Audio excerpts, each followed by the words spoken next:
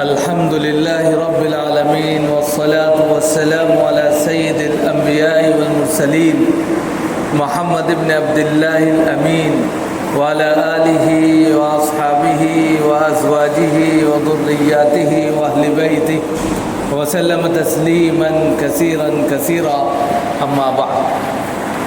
أعوذ بالله من الشيطان الرجيم. بسم الله الرحمن الرحيم. ولا تحسبن الذين قتلوا في سبيل الله أمواتا بل أحياء عند ربهم يرزقون. صدق اللہ العلی العظیم.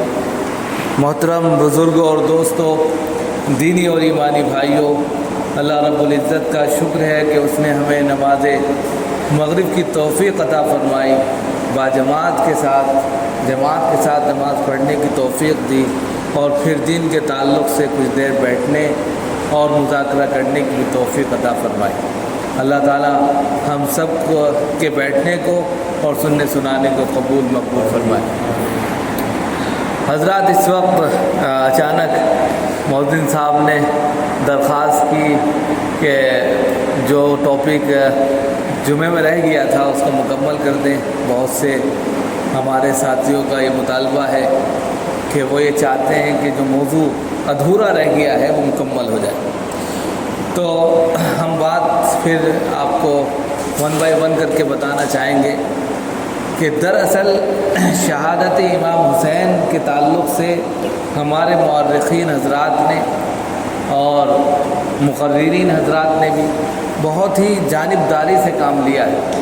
اگر آپ کوئی بھی کتاب پڑھیں، رسالہ پڑھیں یا ہسٹری کی کتابیں پڑھیں، مورخین کو پڑھیں، تو ایسا محسوس ہوتا ہے کہ جہاں واقعہ کربلا آتا ہے تو وہاں پر بہت ساری چیزوں کو فراموش کر دیا جاتا ہے، اور صرف ایک واقعے کو اس قدر آستھا، جذبات، احساسات کا موڑ دے دیا جاتا ہے کہ انسان اس ضمن میں چلا جاتا ہے کہ وہ دوسری تمام چیزوں کو بھول کر اس وقت کی جو معصومیت ہے، جو ان کے ساتھ میں ایک بہت بڑا مذاق ہوا ہے، اس کا شکار ہو جاتا ہے. تو اس پر بہت سے لوگوں نے کہا ہے، لکھا ہے، ہر سال کچھ نہ کچھ باتیں آتی رہتی ہیں، لیکن معتدلانہ رویہ کوئی بھی رکھ نہیں پاتا، جذبات میں بہہ جاتا ہے. کیونکہ یہ ٹاپک اتنا خطرناک ہے، اس میں آپ بچ نہیں سکتے. اس میں بہت مشکل سے اپنے آپ کو انسان بچا لے جاتا ہے، کیونکہ جذبات اتنے زیادہ اس کے اندر ہے. یا تو کوئی یزید کی طرف چلا جاتا ہے یا کوئی یزید کے خلاف چلا جاتا ہے، اور اس میں ظاہر سی بات ہے حضرت امام معاویہ اور دوسرے تمام جو صحابہ اجلہ ہیں ان کو برا بھلا کہہ دیتا ہے انسان، جذبات میں، جوش میں ہوش کھو دیتا ہے. اور کبھی کبھی امام حسین رضی اللہ تعالیٰ عنہ کے اقدام کو ہی غلط ثابت کر دیتا ہے کہ وہ گئے تھے کیوں، ان کو ضرورت کیا پڑی تھی جانے کی. تو یہ اقدام جو انہوں نے خود کیا تھا، حالانکہ پیشکش تو کی نہیں تھی، لیکن بہت سے لوگ اس کو سمجھ نہیں پاتے کہ اصل حقیقت کیا ہے. اس حقیقت کو جاننے کے لیے سب سے پہلے بالکل آپ کو 2 ہجری میں جانا پڑتا ہے. جب حضرت علی رضی اللہ تعالیٰ عنہ کا نکاح ہو گیا، اور نکاح ہونے کے بعد میں سن 2 ہجری میں حضرت حسن اور سن 3 ہجری میں حضرت امام حسین رضی اللہ تعالیٰ عنہ کی ولادت ہوتی ہے، تو اس موقع سے جو حضرت ام ہانی آتی ہیں آپ صلی اللہ علیہ وسلم کی پھوپھی، اور وہ خوشخبری سناتی ہیں آپ کو کہ اب بیٹا ہوا ہے. پہلے بیٹے کی خوشخبری پر آپ مسکراتے ہیں اور مسکرا کر یعنی کہ رہ جاتے ہیں، خوشی کا اظہار فرماتے ہیں. جب دوسری خوشخبری اگلے سال سناتی ہیں وہ، تو وہ پہلے مسکراتے ہیں اور پھر رونے لگتے ہیں. یہ 2 سگنل ہیں بہت بڑے. اس چیز کو اگر نہیں سمجھا تو پھر آپ شہادت امام حسین کو نہیں سمجھ سکتے.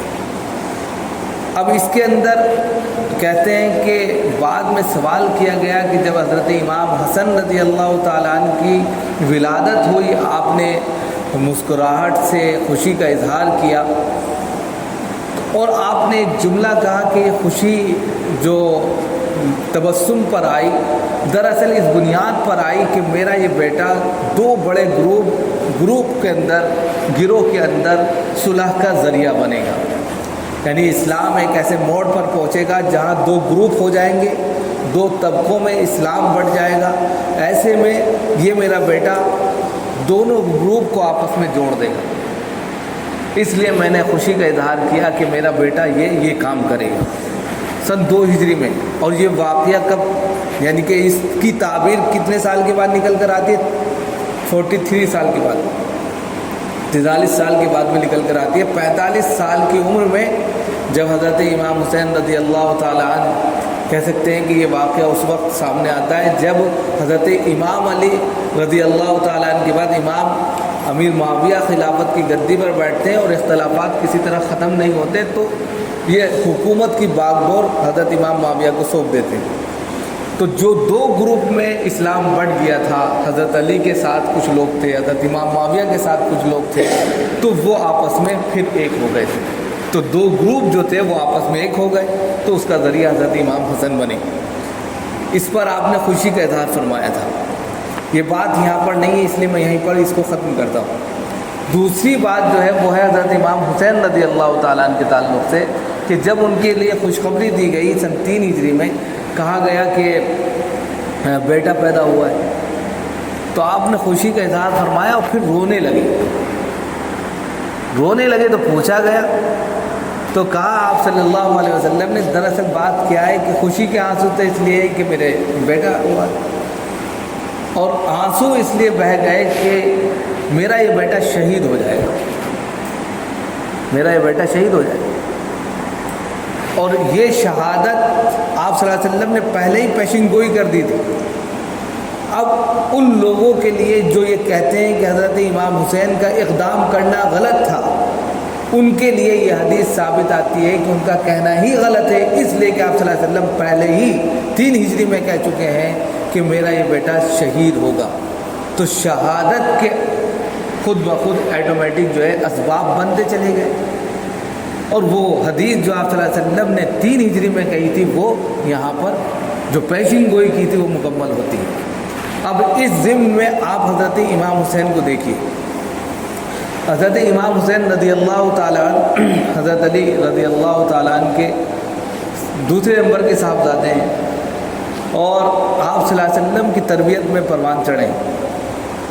اور حدیث پاک میں آتا ہے کہ الحسن والحسین سیدہ شباب اہل الجنہ، حضرت امام حسن اور حضرت امام حسین رضی اللہ تعالیٰ دونوں جنت میں نوجوانوں کے سردار ہوں گے. اس حدیث کے تحت جناب محمد رسول اللہ صلی اللہ علیہ وسلم نے ان کے مقام کو بلند کیا ہے تمام لوگوں میں.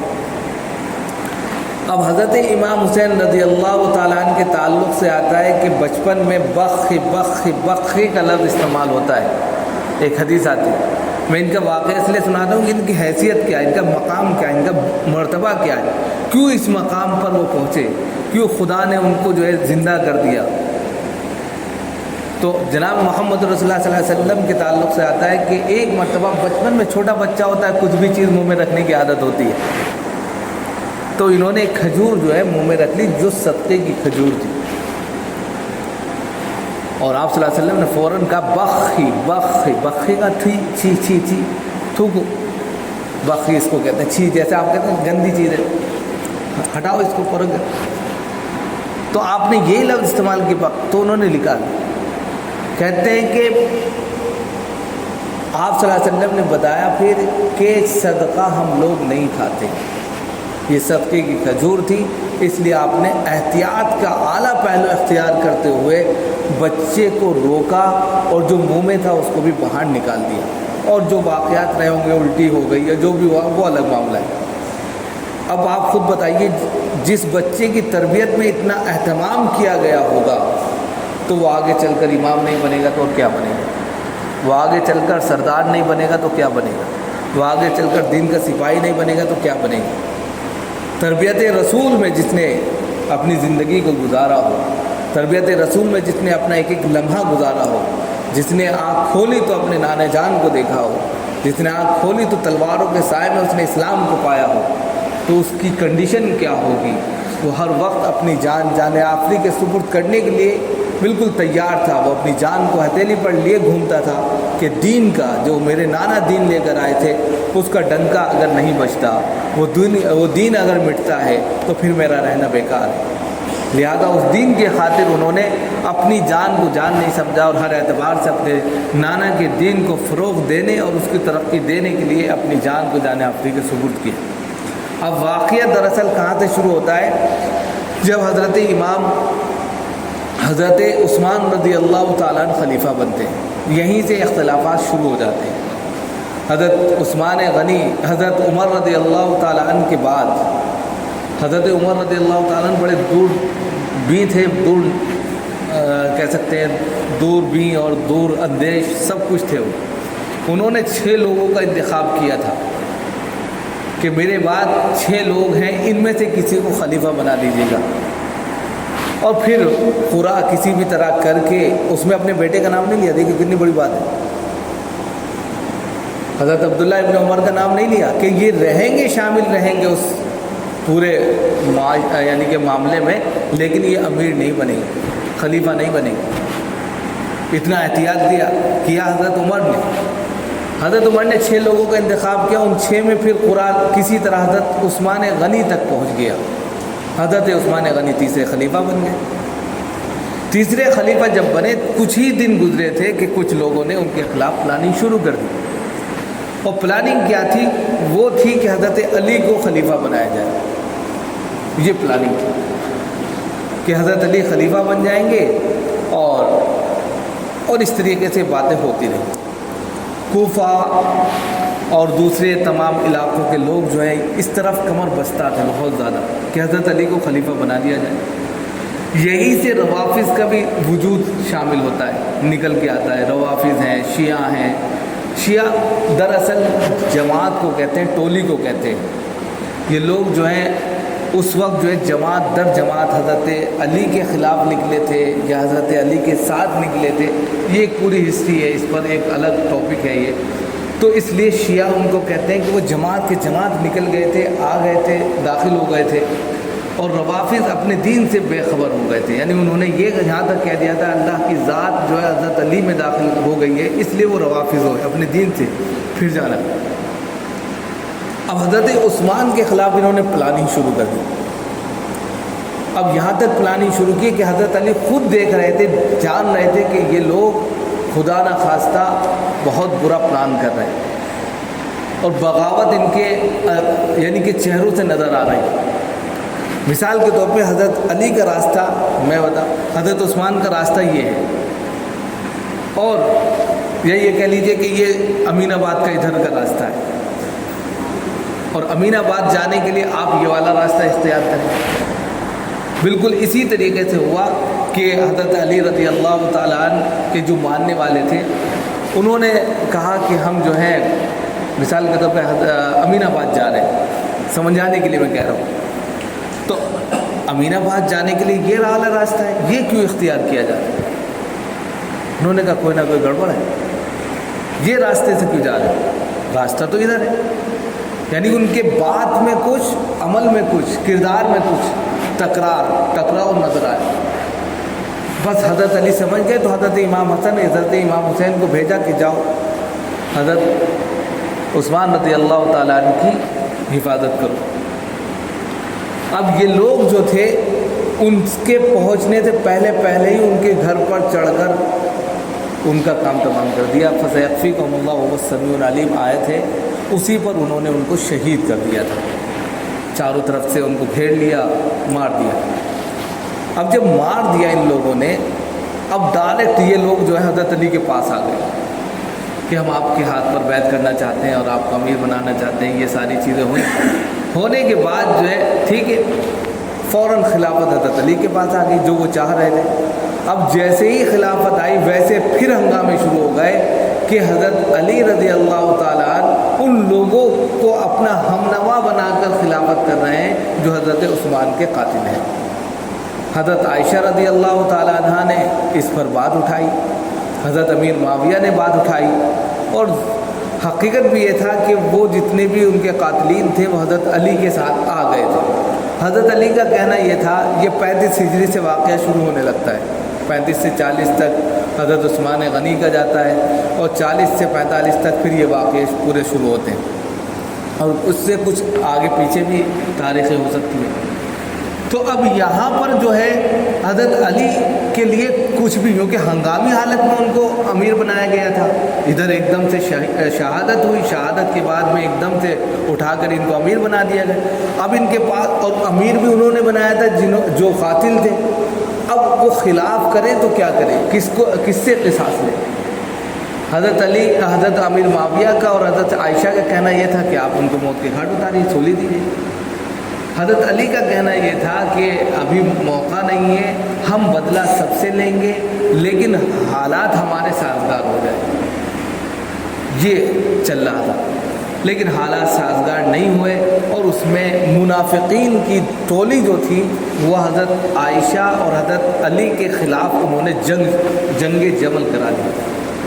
جنگ جمل میں ہزاروں مسلمان شہید ہوئے ہیں۔ جنگ جمل میں اگر آپ دیکھیں، جنگ صفین اور جنگ جمل دو ایسی جنگیں ہیں جس میں صرف اور صرف مسلمانوں کا قتل ہوا ہے۔ جنگ جمل میں حضرت عائشہ رضی اللہ تعالیٰ عنہ کے خلاف یہ جنگ ہوئی ہے، اور جنگ صفین جو ہے حضرت علی اور حضرت معاویہ کے خلاف جنگ ہوئی ہے۔ پہلے جنگ جمل ہوتی ہے۔ جنگ جمل میں کیا ہے کہ حضرت مورخین نے یہاں پر بھی بہت زیادہ جو ہے یعنی کہ چڑھ کر کچھ نہ کچھ لکھ دیا ہے۔ آپ کو یاد ہوگا واقع عف میں کیا ہوا تھا، جب حضرت عائشہ رضی اللہ تعالیٰ عنہا پر تہمت لگ گئی تھی، اور اس تہمت کو قرآن نے بالکل صاف کر دیا تھا کہ وہ پاکیزہ ہیں اور اس طرح کی کوئی بھی بات نہیں ہے، اس میں مستل اور تمام لوگ جو ہے شامل ہو گئے تھے۔ تو اس میں کہتے ہیں کہ حضرت علی رضی اللہ تعالیٰ عنہ سے بھی آپ صلی اللہ علیہ وسلم نے ایک لفظ پوچھا تھا، اور اس میں کہا تھا کہ عائشہ کے تعلق سے آپ کا کیا کہنا ہے؟ حضرت علی سے حضرت علی نے بند لفظوں میں ایک لفظ کہا تھا جو جنگ جمل کا ذریعہ بہت سے لوگوں نے کہا۔ دیکھیے بہت باریک بینی سے تاریخ اگر آپ پڑھیں گے تو بہت ڈیپلی آپ کو پتہ چلے گا کہ کنیکشن کہاں سے کہاں جڑتا ہے جا کر۔ واقع عف میں آپ صلی اللہ علیہ وسلم نے جب حضرت علی سے پوچھا کہ آپ حضرت عائشہ کے تعلق سے کیا کہتے ہیں، یہ واقعہ پیش آ گیا ہے، تو حضرت علی نے کہا تھا کہ آپ کے لیے لڑکیوں کی کمی نہیں ہے، آپ جس سے چاہیں نکاح کر سکتے ہیں۔ حالانکہ آپ نے ان پر الزام نہیں لگایا تھا، لیکن بند لفظوں میں آپ نے یہ کہہ دیا تھا کہ آپ چھوڑ دیجیے ان کو، دوسرا نکاح کر لیجیے۔ مورخین نے کہا ہے کہ یہی سبب بنا ہے جنگ جمل کا، حالانکہ یہ نہیں، بالکل سراسر غلط ہے، اس لیے کہ جنگ جمل کے اندر خود حضرت علی رضی اللہ تعالیٰ عنہ جب اماں عائشہ کے حضور میں جاتے ہیں تو رو رو کر گڑ گڑاتے ہیں اور مخاطب کرتے ہیں کہ اماں جان آپ کیسی بات کرتی ہیں کہ آپ کے ہوتے ہوئے، یعنی کہ یہاں پر جو معتدلانہ رویہ جن لوگوں نے رکھا ہے تاریخ اسلام کے اندر، اکبر نجیب آبادی کو آپ پڑھیں، معین الدین شاہ صاحب کو پڑھیں، تو آپ وہاں دیکھیں گے جا کر کہ انہوں نے اس اسلوب سے، اس طریقے سے اس چیز کو لکھا ہے کہ کوئی کسی کے اوپر الزام نہیں، ورنہ بہت سے مورخین یہاں پر جو ہے نا بہت دور چلے گئے ایک دوسرے کو الزام تراشی میں، اور الزام تراشی کر نہیں سکتے۔ دونوں آنکھوں کے تارے، کس کو برا کہو گے؟ آپ کی دو آنکھیں ہیں، دونوں آپ کو محبوب ہیں، اب آپ اس کو پھوڑیں یا اس کو پھوڑیں؟ بالکل وہاں پر یہی تھا۔ حضرت عائشہ اماں کے مقام پر، حضرت علی آپ صلی اللہ علیہ وسلم کے داماد ہونے کی بنیاد پر جو ہے وہ پنجتن پاک میں آتے تھے، یعنی کہ وہ ان کے خاندان میں آتے تھے، جن کے لیے کہا تھا رزق، میرے خاندان سے گندگی کو دور کر دیا گیا۔ تو یہ جو دونوں چیزیں آ گئی تھی، اس میں یہی کہا گیا کہ بعد میں جب حضرت عائشہ رضی اللہ تعالیٰ عنہا کے پاس ان کے خیمے میں حضرت علی رضی اللہ تعالیٰ عنہ پہنچے اور ان کے قدموں میں گر کر کہا کہ اماں جان آپ کیسی بات کر رہی ہیں، لوگوں کی لگائی ہوئی باتوں پر آپ نے توجہ کی، خدا کی قسم میری جانب سے کوئی ایسا پہلو نہیں ہے جس میں آپ کوئی حکم کریں اور میں اس کی تکمیل نہ کروں۔ اگر آپ چاہتی ہیں کہ سب کو مار دیا جائے، اگر آپ چاہتی ہیں کہ ان کے کہہ سکتے ہیں قاتلین کا بدلہ لیا جائے، تو آپ جو کہیں وہ ہوگا، لیکن دوسروں کی دیکھا دیکھی آپ یہ کہیں کہ ایسا عمل نہیں ہو رہا ہے، ہم پر الزام لگا دیں، یہ ساری چیزیں۔ تو حضرت عائشہ بھی کہتی ہیں کہ یہ میرے دیکھیے بالکل دل صاف ہو رہا ہے یہاں پر दूसरे लोग उनसे खेल रहे थे, उनके दिलों से खेल रहे थे। उन्होंने कहा मेरी तरफ से ऐसा कोई मुतालबा ही नहीं है, मेरी तरफ से ऐसा कोई मुतालबा नहीं है। दरअसल ये है कि आप उनसे इंतकाम नहीं, उनको सज़ा दें। उन्होंने कहा हम सज़ा देंगे, कोई ऐसा मसला नहीं। दरअसल यहाँ पर सियासत चल रही थी, तीसरा फरीक जो था वो इससे फ़ायदा उठाना चाहता था। अब जैसे ही देखा कि हज़रत अली और हज़रत आयशा में सुलह हो गई है, रात के वक्त ये सुलह होती है। अगर आप देखें कि 10 बजे ये सुलह हो रही है और किसी तरह से कुछ भी सन्नाटा हो गया, जो आपस में जंगों के लिए जो टीमें आई थी, यानी जो फौजी लश्कर लगा था, वो भी ख़त्म होने वाला था। तो जो मुनाफिकीन थे उस वक्त के, जो ये चाहते ही नहीं थे कि हज़रत अली और हज़रत आयशा में सुलह हो जाए, उन्होंने आपस में आकर क्या कह दिया, यानी कि रात में ये सुलह हुई, सुबह उठते उठते उन्होंने क्या किया कि हज़रत आयशा के खीमे के पास जाकर कहा कि हज़रत अली की फ़ौजों ने हमला कर दिया, और हज़रत अली की कैंपों के पास जाकर कहा कि हज़रत आयशा की फ़ौजों ने हमला कर दिया। हज़रत अली और हज़रत आयशा इससे पहले कि समझ पाते, फ़ौज आपस में घमसान लड़ाई कर बैठी। वहाँ तो सुलह हुई थी, सुलह के बाद बात ख़त्म हो गई थी, लेकिन जो सुलह नहीं चाहते थे उन्होंने आपस में एक दूसरे के कैंपों के पास जाकर चिल्लाहट के साथ में ये कह दिया कि उसने हमला कर दिया, उसने हमला कर दिया। इसमें आग बबूला होकर पूरा का पूरा जो लश्कर था एक दूसरे से गुत्थम गुत्था हो गया, और 10,000 से ज़्यादा कहते हैं लोग मर गए उसी रात सुबह होते होते। फिर उस रात में हज़रत आयशा का ऊँट ज़ख्मी होकर गिर गया, तब जाकर वो फिर जंग बंद हुई, और फिर मामला जब साफ सुथरा फिर हुआ तो कहा कि यहाँ तो कुछ है ही। तो जंगे जमल जो है ये भी उसका, यानी कि मुअर्रिखीन ने लिखा है कि ये वाक़ई इफ़्क का नतीजा था, हालांकि ऐसा कुछ नहीं था, बाद में कुछ नहीं हुआ। फिर यहाँ से जंगे सिफ़ीन की बात शुरू हो जाती है। ये मैं इसलिए कह रहा हूँ कि यहीं से ये सारी चीज़ें हज़रत इमाम हुसैन रज़ी अल्लाह ताला अन्हु तक जाती हैं बात। अब यहाँ पर हज़रत अली रज़ी अल्लाह ताला अन्हु के साथ जो लोग थे वो वही थे जो कातिलीन उस्मान गनी थे। अब इन लोगों ने, आप सल्लल्लाहु अलैहि वसल्लम की एक हदीस भी थी, और उसमें ये था कि एक फ़रीक़ हक़ पर होगा, एक फ़रीक़ क्या है, हक़ पर होगा, और उस फ़रीक़ के साथ अयूब बिन अंसारी ये वहाँ उसमें शरीक होंगे।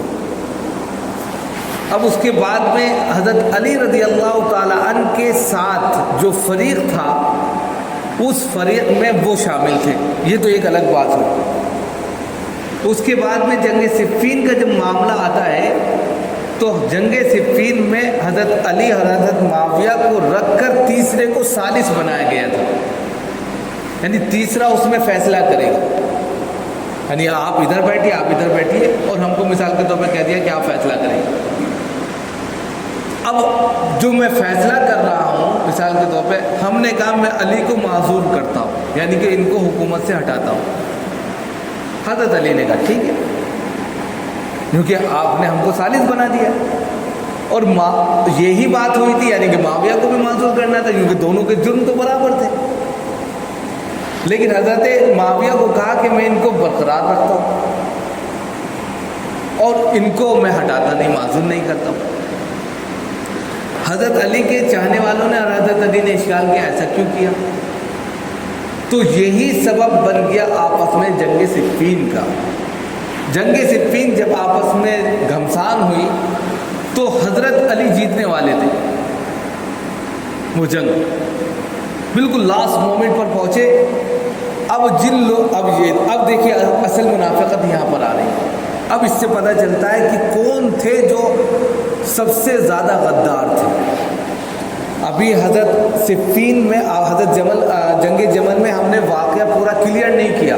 इधर लोगों ने हज़रत आयशा के यहाँ और उधर हज़रत आयशा के हज़रत अली के यहाँ ये कह दिया कि आपस में एक दूसरे ने हमला कर दिया, लेकिन कहने वाले कौन थे ये वाक़या भी ज़ाहिर नहीं हुआ, लेकिन यहाँ पर ज़ाहिर हो जाता है जंग सिफ़ीन जंग सिफ़ीन में जब बिल्कुल लड़ाई घमसान पर थी और हज़रत अली जीतने वाले थे और आप सल्लल्लाहु अलैहि वसल्लम की वो पेशिन गोई साबित होने वाली थी कि एक फरीक हक पर होगा और वो जीतेगा, तो यही लोग जो हज़रत अली के साथ थे ना, जो बिल्कुल मारने का दावा करते थे, फ़ौरन उठा लिया इन्होंने कुरान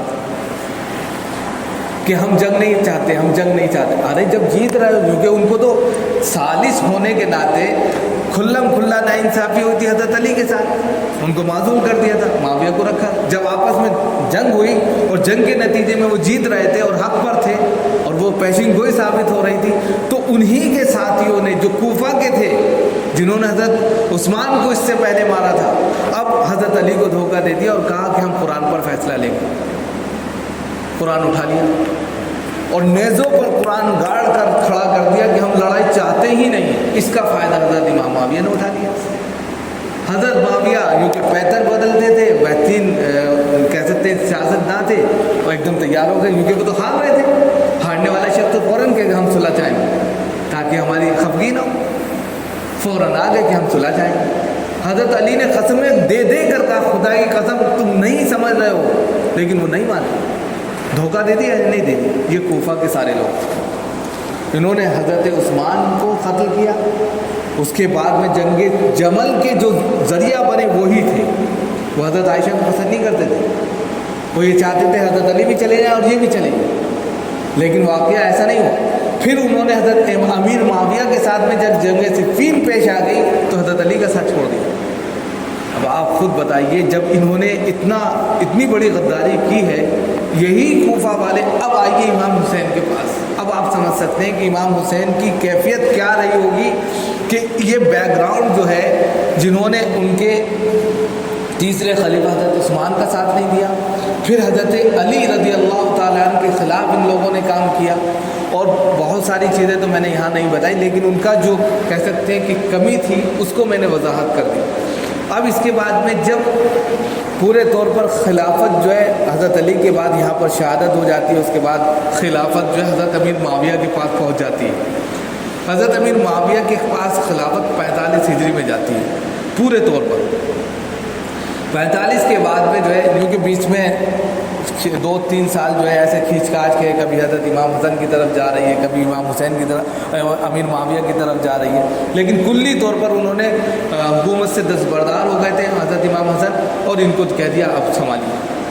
45 से 40-60 तक इन्होंने ज़बरदस्त हुकूमत की, ज़बरदस्त, और किसी तरह की कोई भी बेअदबी हज़रत अली की शान में नहीं की। ये भी समझिए, यानी कि हज़रत अमीर मुआविया को भी बुरा नहीं कहा जा सकता। ये अलग बात है, उन्होंने सियासी हथकंडे अपनाए, वो अलग बात है, वो सारी चीज़ें। लेकिन हज़रत अमीर मुआविया से जब हज़रत अली के ताल्लुक़ से पूछा जाता है, ये भी पूरा वाक़या है, तो बहुत ही आला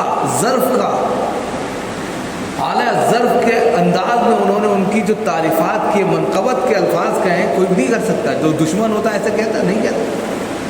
और हज़रत अली से जब हज़रत इमाम मुआविया के बारे में पूछा गया तो उन्होंने भी आला ज़र्फ़ का किरदार अदा करते हैं, उनके ताल्लुक़ से बहुत अच्छे कलिमात का है।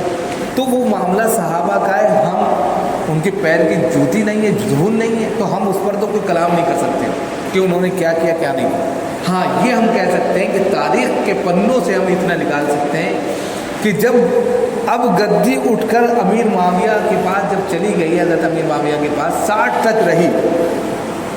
60 के बाद हज़रत अमीर मुआविया ने, क्योंकि हज़रत इमाम हुसैन रज़ी अल्लाह ताला अन्हु से पहले हज़रत इमाम हसन, और हज़रत इमाम हसन से पहले हज़रत अली, और हज़रत अली से पहले हज़रत उस्मान, और हज़रत उमर ने जब 6 लोगों को मुख्तस किया था कि आप खिलाफत के लिए 6 लोगों का इंतखाब करें, उसमें से किसी एक को चुनें। तो जब उन्होंने 6 लोगों में से एक को इंतखाब किया, फिर एकदम से वो शहादत का वाक़या पेश आया, तो जल्दबाजी में हज़रत अली को बना दिया गया। तो हज़रत अमीर मुआविया क्योंकि समझते थे कि बाद में फिर इख्तलाफ हो सकता है, तो उन्होंने कहा कि किसी को नामज़द कर दिया जाए, यानी कि खिलाफत के लिए आगे कौन चलाएगा उसको नामज़द कर दें, नाम बता दें। اب اس وقت حضرت امام حسین رضی اللہ تعالیٰ عنہ موجود تھے، حضرت عبداللہ ابن زبیر موجود تھے، حضرت عبداللہ ابن عمر موجود تھے، حضرت عبداللہ ابن مسعود موجود تھے، بڑے بڑے اجلہ صحابہ موجود تھے۔ ایسے میں ان کی موجودگی میں جو متقی تھے، پرہیزگار تھے، اپنا مقام علمی اعتبار سے بھی بہت بلند رکھتے تھے، اس میں یزید کی بیعت کسی طرح مناسب نہیں تھی۔ یزید کے تعلق سے جو بات پیش کی تھی وہ عبید اللہ بن زیاد جو حضرت امام معاویہ کا سپہ سالار تھا، فوجی کمانڈر تھا، اس نے پیش کی تھی، اور اس نے کہا تھا کہ آپ ولی عہد کر دیجیے اپنے بیٹے کو، اور بیعت کا جہاں تک تعلق ہے وہ ہم لے لیں گے۔ حضرت امیر معاویہ ان کی بات میں آ گئے اور انہوں نے یزید کے تعلق سے بیعت لینا شروع کر دیا۔ یہ لوگ مکہ میں تھے۔ حضرت عبداللہ ابن زبیر جو تھے وہ بہت ہی سیاسی آدمی تھے، ان کے تعلق سے حضرت امام معاویہ خود کہتے ہیں کہ یزید کو سمجھایا تھا کہ اگر زبیر کہیں عبداللہ ابن زبیر مل جائے تو ان کو چھوڑنا نہیں، ورنہ وہ تمہیں نہیں چھوڑیں گے۔ اور ان کے تعلق سے کہا تھا امام حسین کے تعلق سے کہ ان کے ساتھ میں نرمی کا معاملہ رکھنا، ان کے ساتھ میں بدتمیزی نہ کرنا، اور بالکل ویسے جیسے وہ کہہ کے گئے تو ویسے ویسے ہوا۔ حضرت عبداللہ ابن زبیر نے ان کو چنے چبوائے اور اتنی بری حالت کر دی بتا نہیں سکتے۔ لاسٹ میں وہ الگ بات ہے کہ وہ بھی شہید ہو گئے، لیکن حضرت امام حسین رضی اللہ تعالیٰ نے اپنی شرافت کی وجہ سے جانے جاتے تھے۔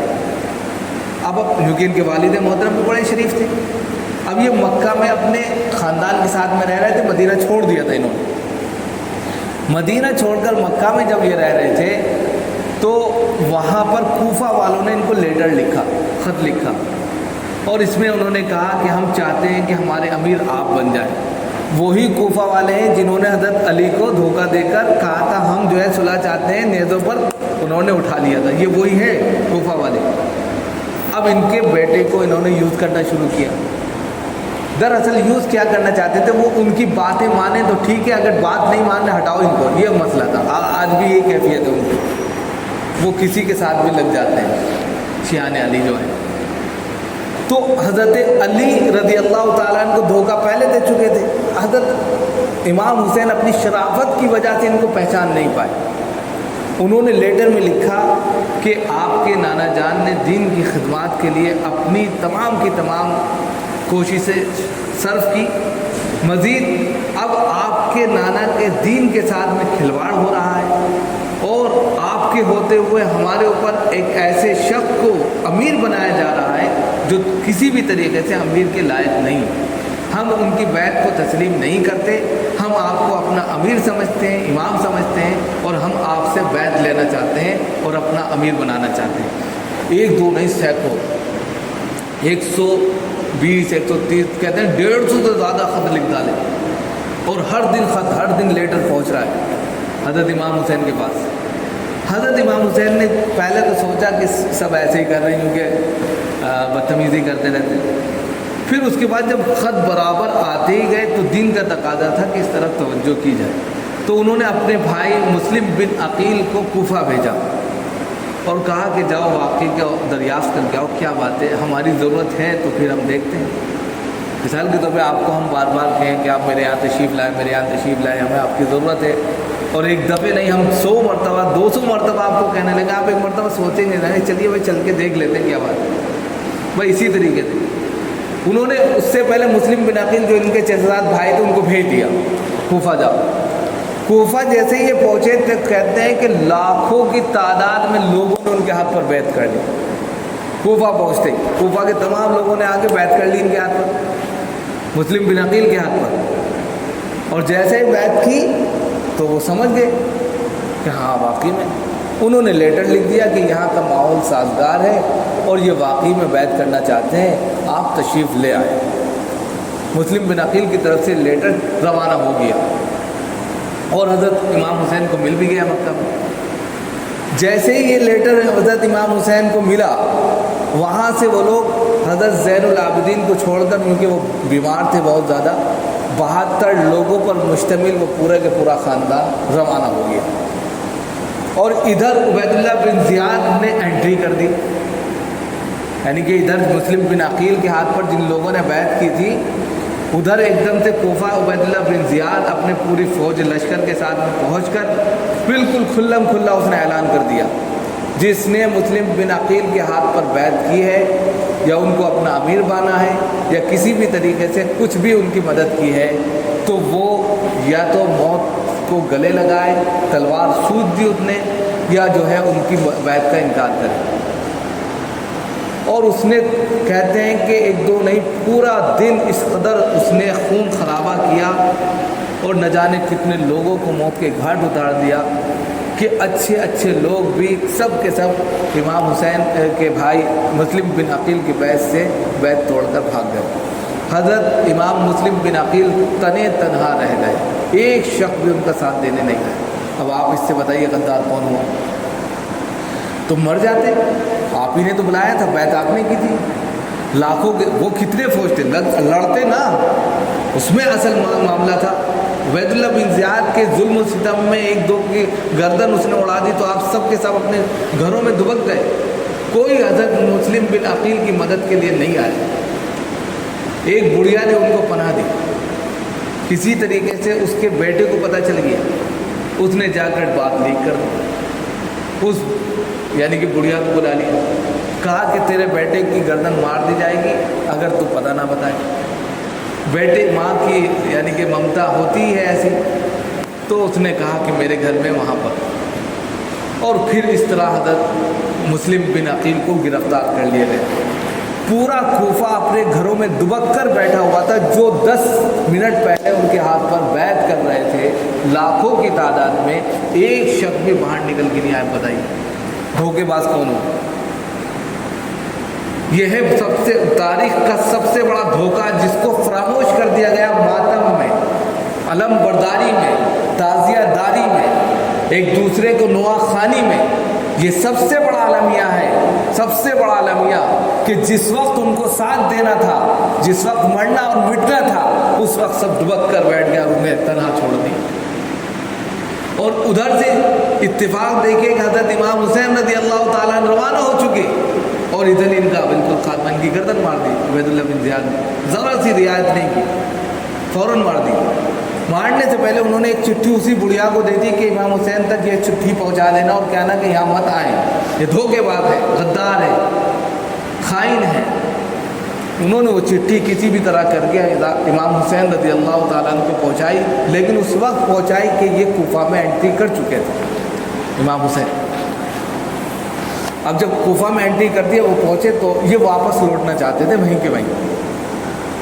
پتہ چلا کہ وہاں پہنچ کر کہ حضرت امام مسلم بن عقیل کو ان لوگوں نے مار دیا، اور چاروں طرف پوری فوج چھاونی جو ہے عبید اللہ بن زیاد کی فوج کی تھی۔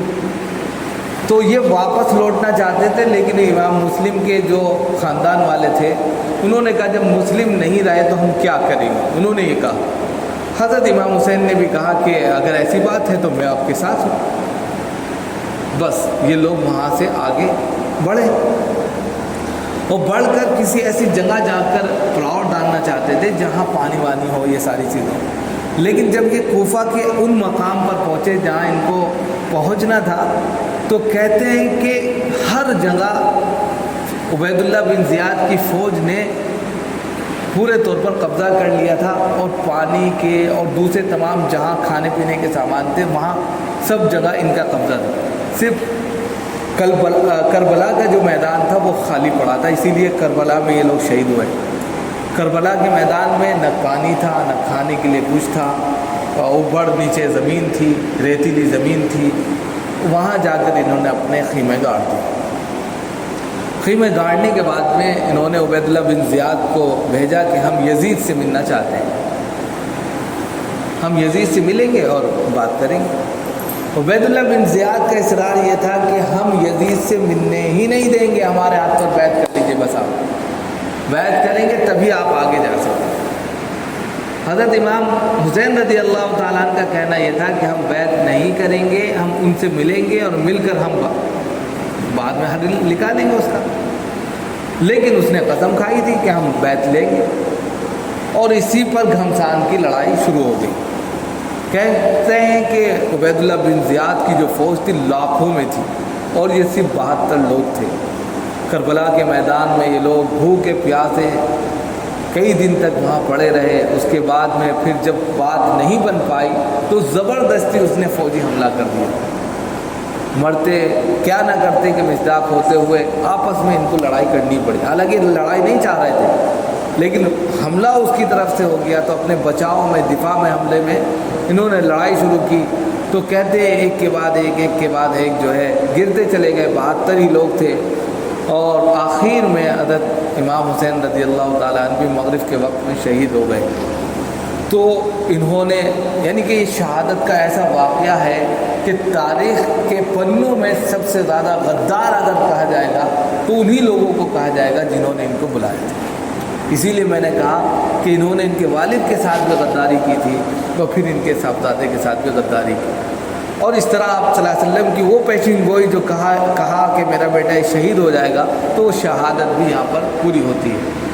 حضرت امام حسین رضی اللہ تعالیٰ عنہ کی شہادت کے بعد ان لوگوں نے مسئلہ کیا یعنی ان کے گردن کو تن سے جدا کر دیا اور ایک خان میں جس طرح یہاں پر یعنی کہ بہادر شاہ ظفر کے ساتھ میں پیش کیا گیا اسی طرح انگریزوں نے کیا تھا. اسی طرح انہوں نے عبید اللہ بن زیاد نے جو ہے یزید کے سامنے حضرت امام کو پیش کیا. تھرا گئے, کانپ گئے. یزید یہ منظر دیکھ کر تھرا گیا, اس سے برداشت نہیں ہوا. یہ کیا دیکھ نہیں پایا وہ, کیونکہ ان کے والد محترم نے کہا تھا حضرت امیر معاویہ نے حضرت امام کے ساتھ میں امام حسین کے ساتھ میں زیادتی مت کرنا, نرمی کا معاملہ رکھنا. وہ یہ بات جانتا تھا, وہ شرابی تھا, وہ سارے کام کرتا تھا لیکن اتنا سمجھ تو رکھتا ہی تھا. وہ خاندانی ان کے مراسم تھے. بس کانپ گیا, اس نے اٹھائی گردن اس کی کو مار دی, وہیں کہ وہیں اللہ نے بدلہ لے لیا. اب یہاں پر دیکھیے امام حسین رضی اللہ تعالیٰ عنہ کا یہ پورا واقعہ دراصل ہم کو یہ سبق دیتا ہے کہ ایک تو آپ صلی اللہ علیہ وسلم کی پیشین گوئی جو حدیث میں کہی گئی وہ پوری ہوتی ہے. اب اس میں ہماری طرف سے یہ کہنا کہ ان کا اقدام تھا نہیں, یہ اللہ اسباب پیدا کر رہے تھے, خود بخود اسباب بنتے چلے گئے. حضرت امام حسین وہاں پہنچے اور وہ شہادت کے منصب پر پہنچ گئے جس کو تاریخ نے جانا. لیکن سب سے زیادہ غدار, سب سے زیادہ دھوکے باز کون لوگ تھے, کنہوں نے ان کے ساتھ میں جرم ہوا یا روئے زمین پر اتنا بڑا واقعہ جو پیش آیا, دراصل وہ کوفہ کی وجہ سے آیا, کوفے والوں کی وجہ سے آیا. لہذا انہوں نے اپنے آپ کو اپنے جرم کو چھپانے کے لیے جیسے ہی ان کی شہادت ہوئی ماتم کرنا شروع کر دیا, چوڑیاں توڑ دی اور کپڑے اور سارے کے سارے نکال کر پھینک دیے, سارے کے سارے باہر نکل آئے کیونکہ عبید اللہ کی بھی گردن مار دی گئی. اب وہ سوچنے لگے اب ہمارا کیا ہوگا جب عبید اللہ کو نہیں چھوڑا, تو وہ اپنے آپ کو بچانے کے لیے پھر نکل پڑے. تو اس طریقے سے تاریخ میں ایک ایسا دھوکہ ہوا ہے حضرت امام حسین کے ساتھ میں جس کو فراموش نہیں کیا جا سکتا. اب اس دھوکے کو یا اس جرم کو چھپانے کے لیے مگرمچھ کے آنسو وہی لوگ سب سے زیادہ بہاتے ہیں جنہوں نے ان کو سب سے زیادہ نقصان پہنچایا. لہذا ہمارا معتدلانہ رویہ یہ ہے امام حسین کے بارے میں کہ یہ شہادت کا جو بھی واقعہ پیش آیا ہے یہ اس پیشین گوئی کا نتیجہ ہے جو آپ صلی اللہ علیہ وسلم نے سب سے پہلے کہی تھی. حدیث کے ٹکڑے ہیں اور یہ اللہ نے اسباب بنائے اور اسباب میں اسی لیے کہا گیا ہے کہ وَلَا تَحْسَبَنَّ الَّذِينَ قُتِلُوا فِي سَبِيلِ اللَّهِ أَمْوَاتًا, جو اللہ کی راہ میں شہید ہو گئے, جنہوں نے اپنی جان آفری کے سپرد کر دی, ان کو ہم مردہ مت کہو, وہ زندہ ہے, اللہ کے پاس ان کو رزق دیا جاتا ہے. اب جو وہ شہید ہو گئے اور وہ زندہ ہے تو ہمیں ماتم کرنے کا یا ان کے اوپر نوحہ کرنے کا یا تعزیہ نکالنے کا یا علم اٹھانے کا کوئی حق نہیں ہے, اس لیے کہ وہ تو زندہ ہے. نمبر 1 قرآن کہہ رہا ہے, وہ تو امر ہو گئے, اب وہ جہاں چاہتے ہیں کھاتے پیتے. ہمارا عقیدہ تو یہ اہل سنت والجماعت کا, لیکن دوسرے حضرات اسی عقیدے میں گویا کہ ایک بدعت شروع کر دیتے ہیں اور وہ یہ ہے اپنے جرم کو چھپانے کے لیے, اپنے گناہ کو چھپانے کے لیے حضرت امام حسین کے سب سے زیادہ متوالے بن جاتے ہیں, ہمدرد بن جاتے ہیں اور وہ یہ کہتے ہیں کہ ہمیں ان کی موت کا, ان کی شہادت کا سب سے زیادہ غم ہے. تو یہ پورا واقعہ تھا حضرت امام حسین رضی اللہ تعالیٰ عنہ کی شہادت کا. حالانکہ شہادت صرف حضرت امام حسین کی نہیں ہوئی ہے, حضرت علی کی ہوئی, حضرت عثمان غنی کی ہوئی, اور سب سے بڑی شہادت جو شہادت کے امیر ہوں گے حضرت حمزہ کی ہوئی. ان کا کتنا بھیانک انجام کیا گیا، وہ ساری چیزیں ہمارے سامنے. تو اسلام ہمیں معتدلانہ رویے کی دعوت دیتا ہے کہ جتنے بھی شہید ہیں سب اللہ کے یہاں اپنا مقام رکھتے ہیں، ان پر اتنا رونا، گڑ گڑانا یا ماتم کرنا کسی طرح جائز نہیں ہے. بلکہ اگر آپ کو ان سے اتنی محبت ہے، عقیدت ہے، تو ان کے نام پر آپ ٹرسٹ چلا سکتے ہیں، ان کے نام پر تعلیمی ادارے کھول سکتے ہیں، ان کے نام پر آپ فری آف کاسٹ تعلیم دلا سکتے ہیں، اور بہت سارے کام کر سکتے ہیں. یہ کام کرنے کے نہ کہ ایک دن جو ہے اپنے خون کو بہا کر، اپنے کہہ سکتے ہیں کہ کردار کو بدنما کر کر اس طرح پیش کیا جائے کہ ان کی ذات کو خود تکلیف ہو کہ یہ میرے نام پر کیا ہو رہا ہے. تو یہ چند باتیں تھیں جو آپ کے سامنے پیش کی گئی. اللہ تعالیٰ ہم سب کو عمل کی توفیق و نصیب فرمائے.